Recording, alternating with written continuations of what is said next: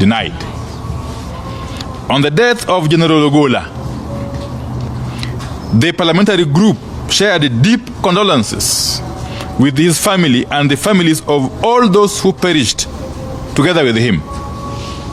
Further, the PG called for a judicial inquest into the accident and death as opposed to mere investigation led by the military that is close to civilians.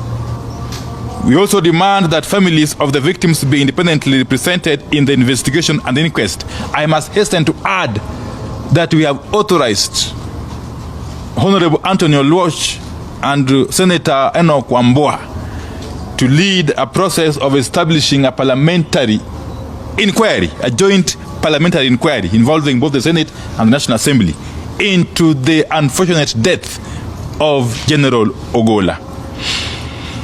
Already, we are seeing worrying signs. We have noted that Mr. Ruto set up a separate investigation team away from the one gazetted by its Cabinet Secretary Kipchumba Murkomen in the Gazette notice dated 8th April 2024. On the economic circumstances, the PG takes the position that life remains unbearable for a greater majority of Kenyans, contrary to state-sponsored propaganda. The cost of food has come down. Kenyans are still struggling to put food on the table, pay school fees, access health care, pay house rent, and even bus fare. Kenyans are indeed worse off today than they were at this time last year and the year before. The PG therefore calls on the government to embark on steps that will drastically lower the cost of basic goods. Kenya Kwanza promised that unga would come down to Kenya shillings 100 or less per kilogram. Immediately the regime assumed power. We need that promise fulfilled. On nearly all these issues, the meeting came to the sad conclusion that as a country, we are dealing with an unprecedented case of corruption in government and state capture by people in and out of government. State capture and corruption are at the center of the problems we are grappling with as a people.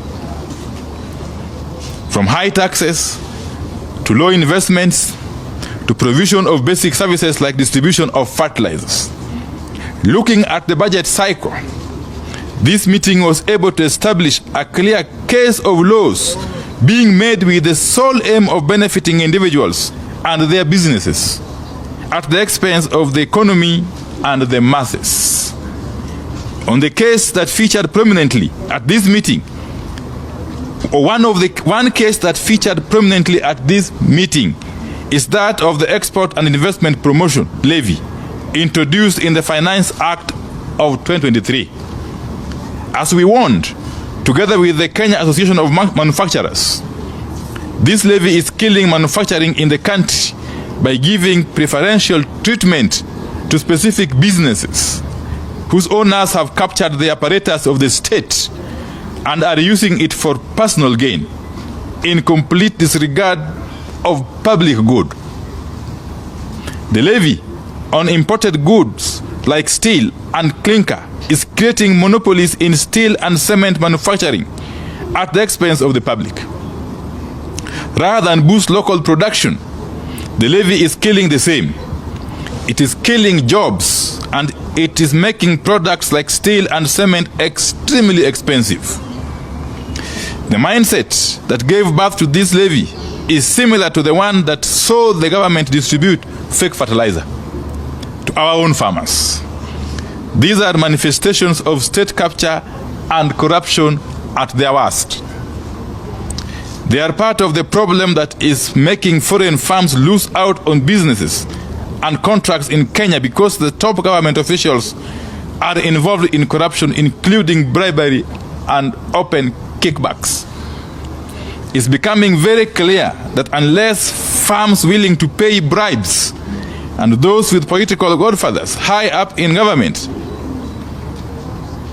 it is becoming very clear that only firms willing to pay bribes and those with political godfathers high up in government will remain and thrive in Kenya, while others close shop or relocate to neighboring countries. This meeting has therefore strongly called on the government to repeal and abolish the Export and Investment Promotion Levy and also crack down on corruption within its ranks. The levy and the corruption that enabled it is making Kenya to lose investment from businesses and countries that do not participate in corrupt activities.